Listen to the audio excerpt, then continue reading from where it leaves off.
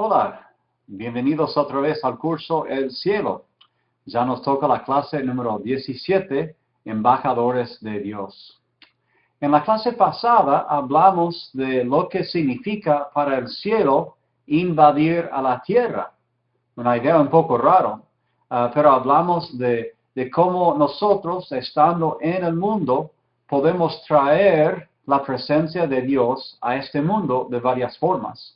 Y me gustaría seguir con esa idea en esta clase, específicamente hablando de lo que significa ser embajadores de Dios. ¿Sí? Voy a estar mirando aquí a la derecha de vez en cuando porque mis apuntes están aquí. Ahora, ¿qué pasa cuando hay una embajada en un país lejano? Sea el país de hogar de la persona de los Estados Unidos o de Inglaterra o de Australia. Si uno viaja a otro país y uno se establece como el embajador de su propio país en el país lejano, ¿cómo es esa vida? ¿Qué implica eso? ¿Qué se involucra para ser embajador de su país a otro país?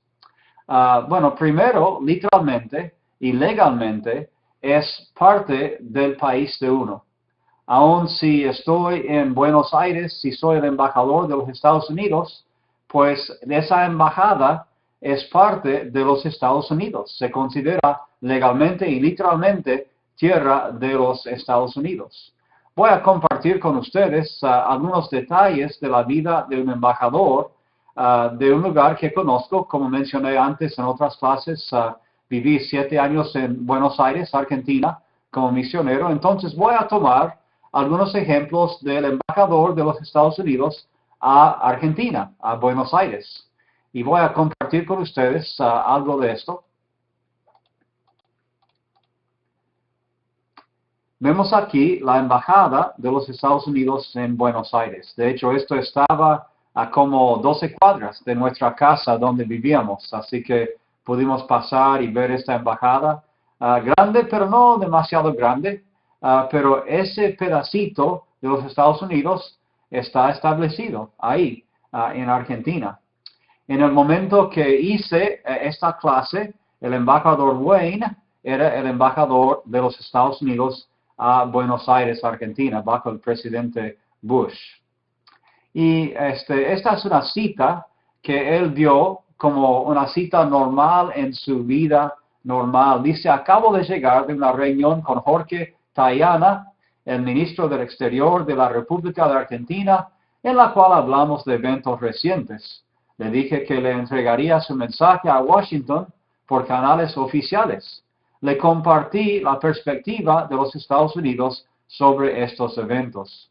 También le afirmé al ministro que la relación entre nuestros gobiernos y nuestras naciones es importante y que hay muchas actividades que benefician a la Argentina y a los Estados Unidos.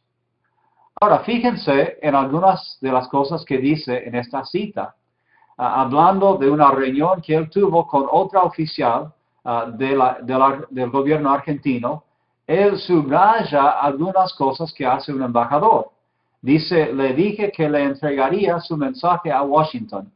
O sea, el embajador es el puente entre dos países para mensajes de Argentina a Estados Unidos o viceversa. Dice: le compartí la perspectiva de los Estados Unidos sobre estos eventos. También el embajador representa las decisiones, las actitudes, la conducta, las cualidades en muchos casos de su país y sus oficiales al país en donde está sirviendo como embajador. Dice también: le afirmé que la relación entre nosotros es importante. Es otra cosa que hace el embajador, que crea una amistad en el mejor de los casos, crea el deseo de llevarse cada vez mejor, de tejer más estrechamente esa relación que los dos países tienen. Entonces, esta es buena cita que describe lo que hace un embajador entre los dos países. Bueno, quiero darles, por ejemplo, un pedacito de lo que es la vida de un embajador algunos eventos de la vida normal, la vida común del embajador. Por ejemplo, el embajador Wayne se reúne con el vicepresidente del Senado argentino, algo normal. Él festeja el Día de los Estados Unidos en la Feria de Libros. ¿Okay? Se reúne con el gobernador de Tierra de Fuego, otro oficial de otra provincia de Argentina. Se reúne con la banda de rock, Riders of the Storm.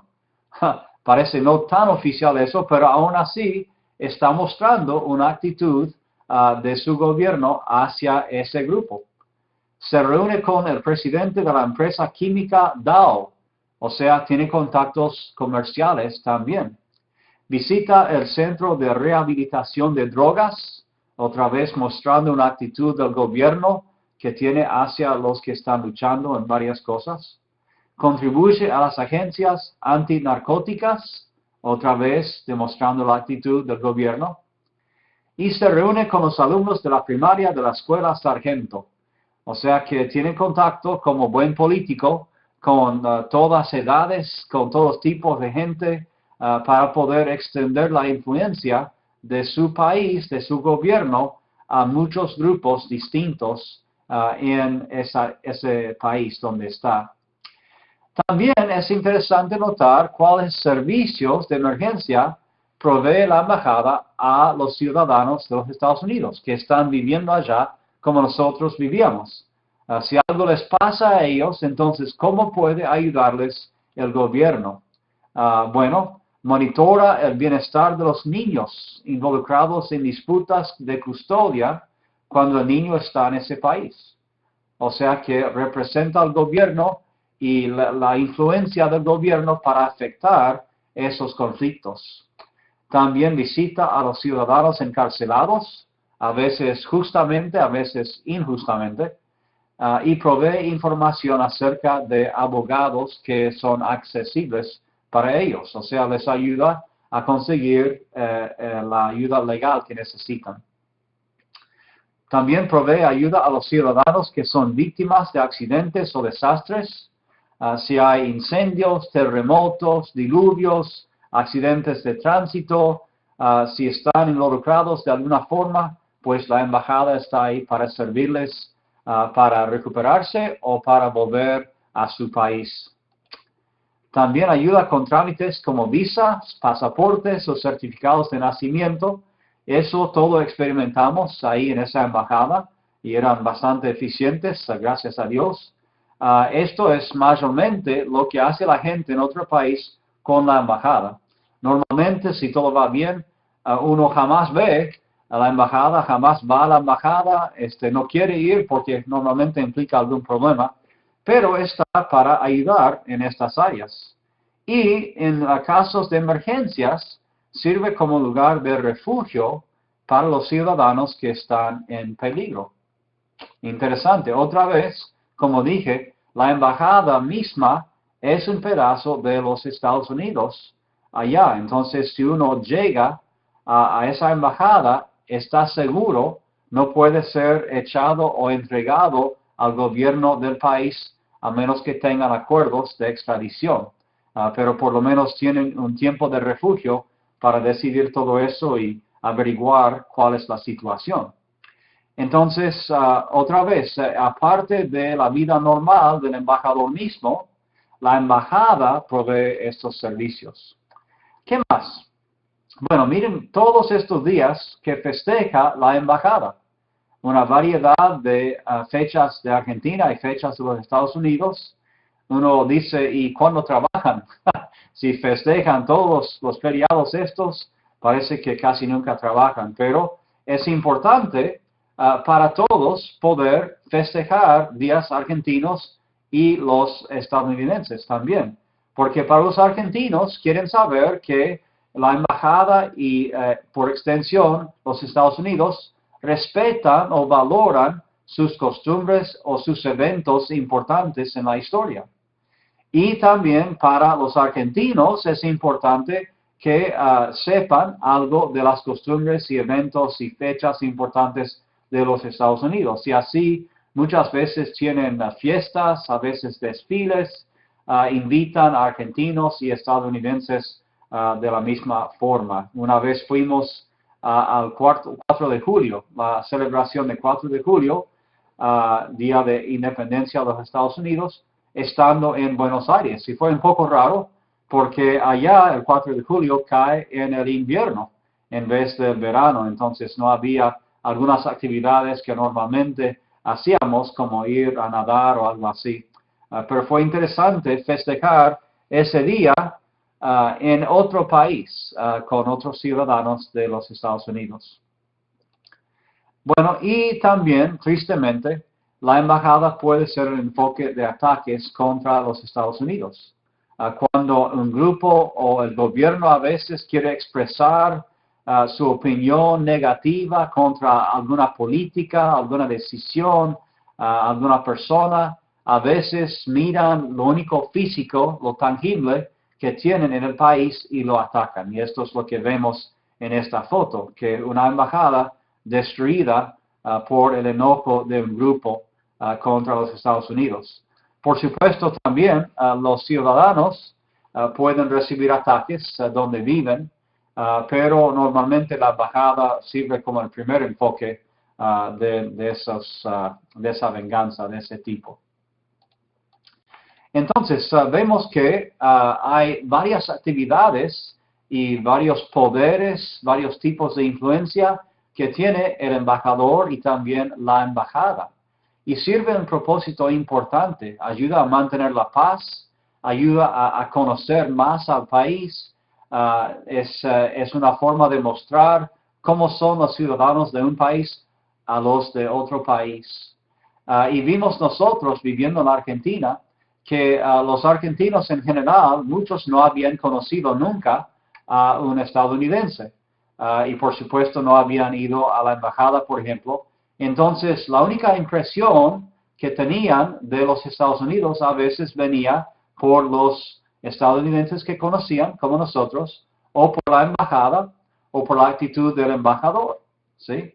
Por supuesto, también forman impresiones de las películas, o quizás de la televisión, pero saben que a veces no representa la verdad la televisión o las películas. Entonces, la embajada sirve como la voz oficial de ese país en otro país.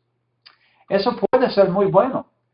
Si el embajador es un hombre excelente, de paz, de mucho ánimo, positivo, pues puede extender una imagen muy favorable de su país a otro país y otras personas. O si es muy malo, extiende una mala imagen y todos piensan algo negativo contra todos los Estados Unidos, cuando realmente quizás es solamente ese hombre que es negativo. Así que es delicado ser embajador de un país a otro, un puesto de mucha importancia. Claro que los embajadores tras los siglos, algunos lo han hecho bien, otros lo han hecho mal. Si no cumple con su función, ¿qué puede pasar? Bueno, el embajador mismo puede ser despedido, puede ser retirado de ese país y ya no sirve más porque está dañando la imagen de los Estados Unidos o de otro país a otro. En algunas circunstancias extremas, inclusive la embajada misma puede ser retirada del país y ya no existe una presencia oficial en ese país. Como dije, es un poco más extremo eso, pero ha ocurrido cuando hay situaciones de peligro extremo en ciertas situaciones de guerra especialmente. Bueno, ¿qué tiene que ver todo esto con nosotros?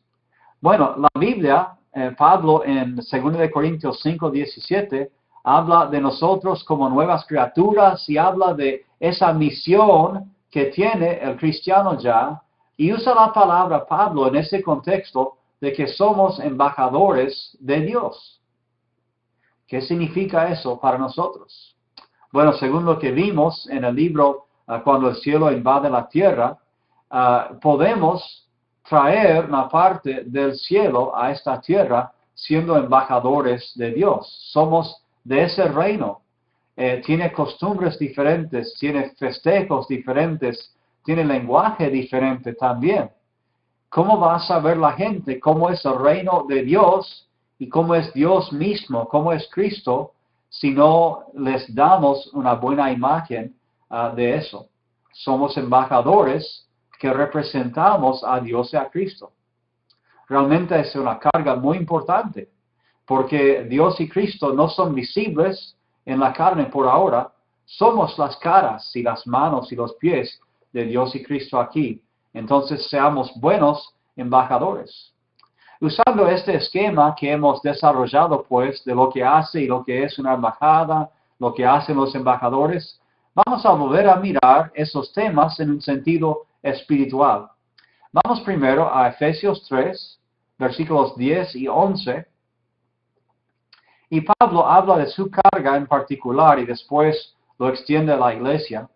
Dice, a mí que soy menos que el más pequeño de todos los santos, me fue dada esta gracia de anunciar entre los gentiles el evangelio de las inescrutables riquezas de Cristo y de aclarar a todos cuál sea la dispensación del misterio escondido desde los siglos en Dios, que creó todas las cosas. ¿Ok?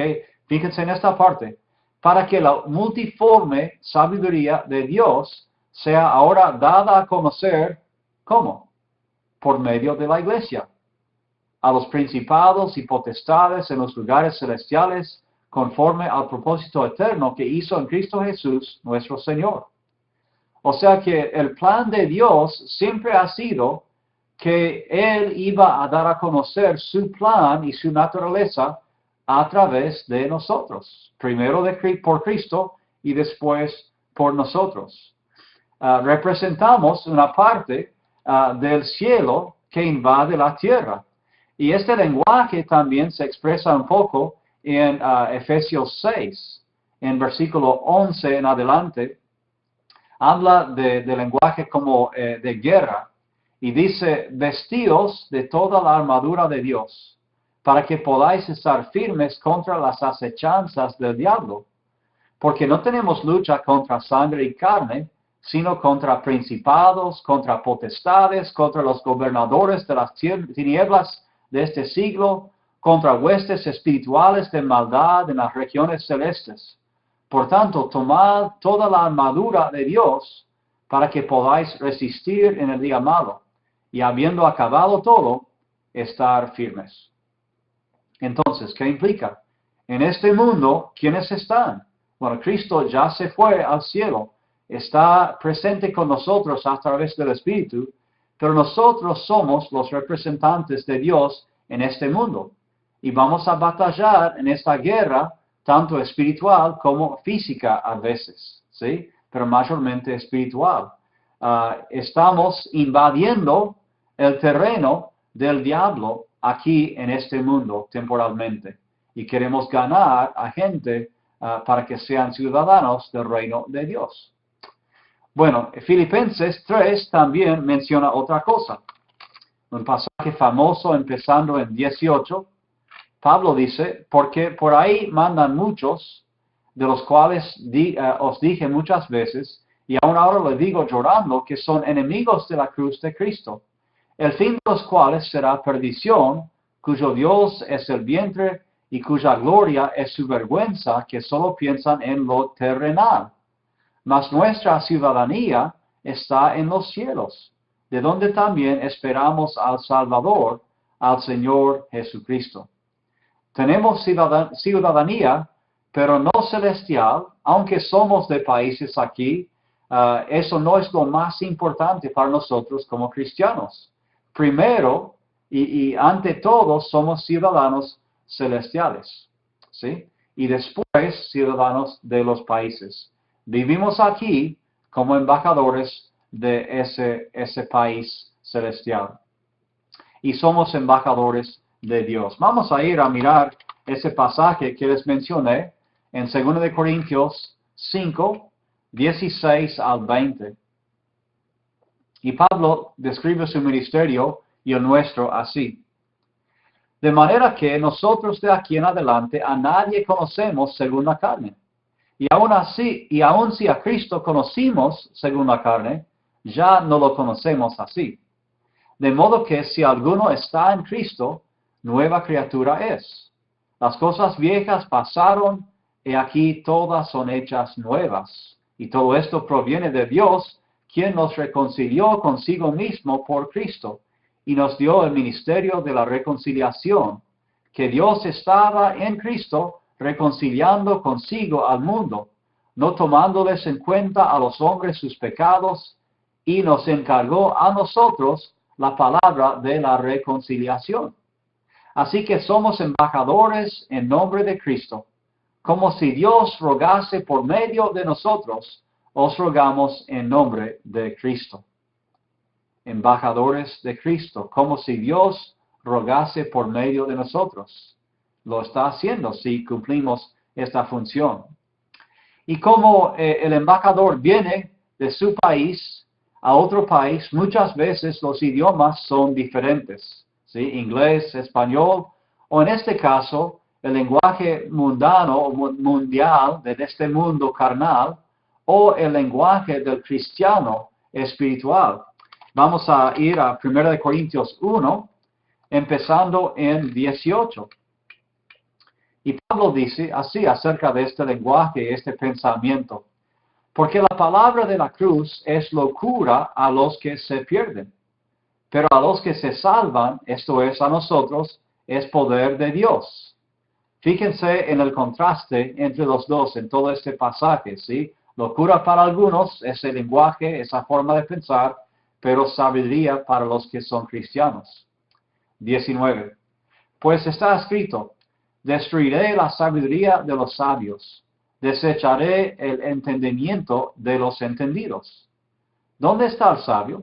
¿Dónde está el escriba? ¿Dónde está el disputador de este siglo? ¿No ha enloquecido Dios la sabiduría del mundo? Pues ya que en la sabiduría del mundo, el mundo no conoció a Dios mediante la sabiduría, agradó a Dios salvar a los creyentes por la locura de la predicación. Porque los judíos piden señales y los griegos buscan sabiduría, pero nosotros predicamos a Cristo crucificado. Para los judíos ciertamente tropezadero, y para los gentiles locura. Mas para los llamados, así judíos como griegos, Cristo poder de Dios y sabiduría de Dios.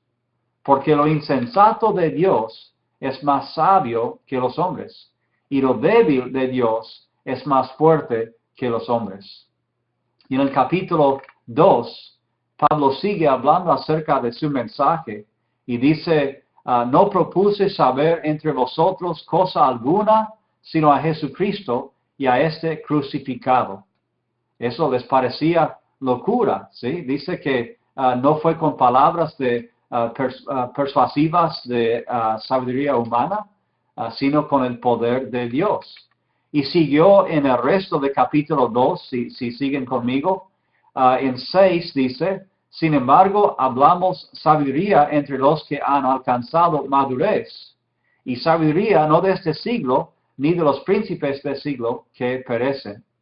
Mas hablamos sabiduría de Dios en misterio, la sabiduría oculta, la cual Dios predestinó antes de los siglos para nuestra gloria, la que ninguno de los príncipes de este siglo conoció, porque si lo hubieran conocido, nunca habrían crucificado el Señor de gloria. Y sigue hablando Pablo en este pasaje y dice que Dios ahora, por medio de este idioma espiritual, por medio de esta forma de pensar que es diferente del mundo, dice en 10, Dios nos las reveló a nosotros para los que le aman, Dios nos las reveló a nosotros por el Espíritu, porque el Espíritu todo lo escudriña aún lo profundo de Dios. Porque ¿quién de los hombres sabe las cosas del hombre, sino el Espíritu del hombre que está en él? Así tampoco nadie conoció las cosas de Dios, sino el Espíritu de Dios. Y no hemos recibido el Espíritu del mundo, sino el Espíritu que proviene de Dios, para que sepamos lo que Dios nos ha concedido. Y termina el pasaje enfatizando, mas nosotros tenemos la mente de Cristo.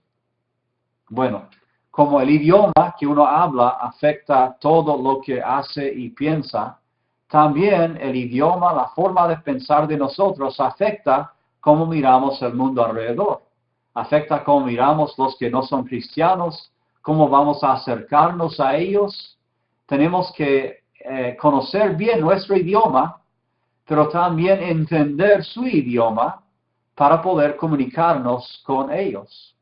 Los embajadores más eficaces son los que hablan los dos idiomas y saben comunicar con los puntos de contacto más llamativos o más significativos, ¿sí? Hablan el idioma suyo, pero saben comunicar al corazón del otro en el otro idioma, ¿sí? Y nosotros en ese sentido somos puentes, embajadores que hacen esa conexión en los dos idiomas, ¿sí? Sabíamos el idioma del mundo, vivimos así antes, ahora conocemos otro idioma diferente y usamos ambos para alcanzar a la gente.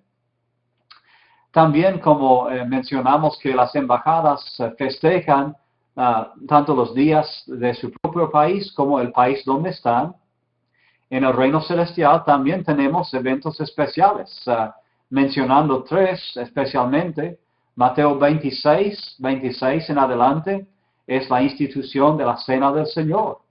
Es un evento clave en la vida de esa ciudadanía, de este reino de Dios, que celebramos todos los domingos, ¿sí? Y nosotros lo entendemos y para nosotros es importante. Los de afuera miran eso y no entienden a qué estamos jugando. ¿Por qué toman un pedacito de pan, un poquito de vino, de jugo de uva? Que no es suficiente para satisfacer el hambre que están haciendo. No entienden nada de eso. Pero nosotros entendemos el por qué. Lo mismo habla en Romanos 6, 1 en adelante, del bautismo. Para otros que no entienden es un baño, es mojarse nomás. Pero para nosotros es una transformación. Es pasar de una vida a otra vida. Pasar, como dice Pablo, de la muerte a la vida eterna. Es especial para nosotros. Y también en Hebreos 10, 24 en adelante, habla de las reuniones de la iglesia y en muchos pasajes más. ¿Y qué hacemos? ¿Por qué lo hacemos? Los de afuera otra vez piensan, ¿y por qué pierden parte de sus domingos yendo a la iglesia, cantando, orando? Eso parece aburrido. ¿Por qué no están afuera jugando al fútbol, mirando partidos, haciendo el asado? ¿Por qué no están haciendo esas cosas? Pero nosotros entendemos cómo es el sentido de esos eventos juntos como iglesia. Y como buenos embajadores, pues, podemos ir invitando a que participen otros en esos eventos, invitarles a la iglesia, invitarles a mirar la cena y explicarles lo que significa y por qué lo hacemos. Y al compartir el mensaje con ellos, quizás deciden aceptar a Cristo y así participan ellos con el bautismo también y son parte ya del reino. Si nosotros somos abiertos con lo que practicamos en esos eventos especiales, sirve otra vez como puntos de contacto con los demás, que quizás les van a atraer al reino de Dios. También nosotros nos involucramos en las vidas de la gente para acercarlos a Dios.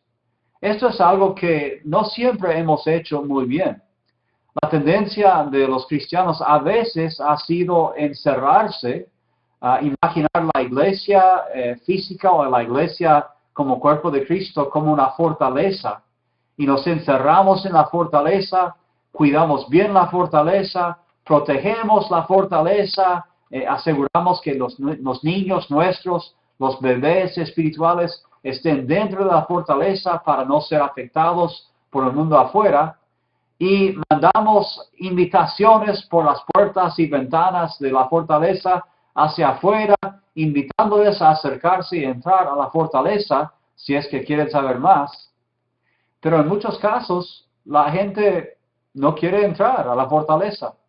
No les interesa lo que está pasando dentro de esos muros, dentro de ese grupo que para ellos parece ser un grupo elito o exclusivo, o quizás mal educado a veces en la forma en que tratan a los demás que no son del grupo. En cambio, ¿qué hace el embajador? Sale fuera de los muros de su embajada. Va y visita las actividades de la gente. Va y habla con gente muy diferente que él. Participa en actividades como conciertos y cenas y banquetes y asados. Va y habla con los obreros de fábricas, con comerciantes, todo para conocer mejor a ellos. Y al salir él, ellos no fueron a buscarle, ellos pensaron quizás que no tendría tiempo para ellos. Cuando él sale y se involucra en las vidas de ellos ganan respeto por él, si es que lo hace bien, con buena actitud. Y quieren saber más de él, y de dónde viene, y por qué salió para visitarles ese día. Y cuando él está sencillamente entre ellos, cuando les sonríe, cuando se ríe con ellos, cuando comparte de su vida también, tanto sus fallas como sus éxitos, ellos lo conocen como persona humana y se atraen a él. Nosotros, si podemos salir de los muros de la iglesia, salir del grupo de la iglesia, no abandonando, sino saliendo como Cristo dijo que saliéramos con la gran comisión en Mateo 28, salimos nosotros, dejemos esa fortaleza, llevemos el ataque al enemigo, ¿sí? Llevemos el mensaje a los que no están en la iglesia.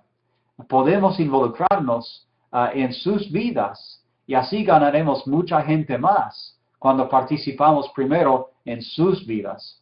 Así nos verán y querrán saber qué es lo que tenemos que nos hace querer estar con ellos. Y vamos a poder explicarles en el momento.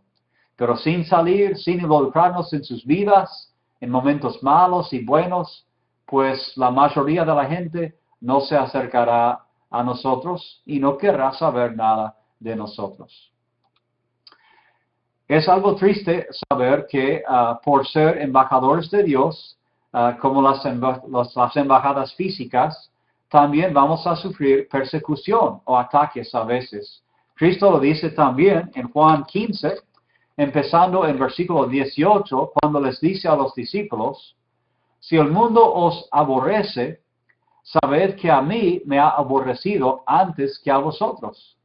Si fuerais del mundo, el mundo amaría lo suyo, pero porque no sois del mundo, antes yo os elegí del mundo, por eso el mundo os aborrece.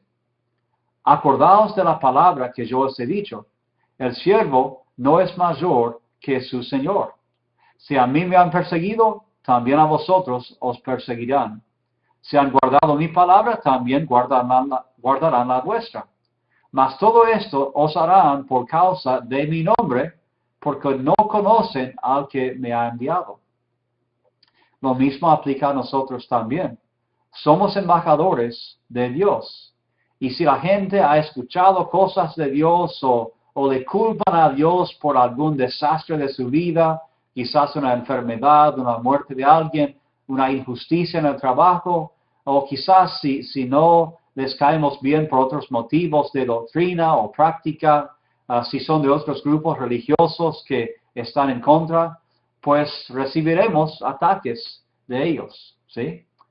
Ellos nos insultarán, a veces atacarán nuestras familias, a veces nos atacarán físicamente, como pasa en muchos países en el mundo hoy, a veces tratarán de quitarnos los bienes materiales, encarcelarnos y hasta matarnos. Todo eso ha pasado a las personas cristianas desde el primer siglo, empezando con Cristo mismo, los mártires, los que han sufrido. Y Cristo dice, no se sorprendan pues, si esto les pasa, como si fuera algo raro, porque esto me pasó a mí, les va a pasar a ustedes también. Es un riesgo que tomamos cuando salimos de la fortaleza y hablamos con la gente, cuando no estamos escondidos, sino que nos presentamos y somos vulnerables en el mundo. Es el peligro de ser atacados o sufrir mucho. Tengo un amigo que se llama Mickey. y él y su esposa son amigos nuestros, son gente excelente. Y un día estaba trabajando con él en la iglesia, estábamos preparando comida para dar a algunas familias que venían, y yo le cargaba acerca de la relación que tenía con su esposa, Carol. Y yo decía, seguramente que tú tienes algunas fallas que ella me contaría si yo la llamara ahora. Entonces, no, ella diría que yo soy perfecto, que yo nunca he hecho nada malo, que yo soy un santo. Y yo riéndome, sabiendo que se burlaba un poco, yo digo, entonces si yo la llamo ahora a ella dirá que eres esas cosas.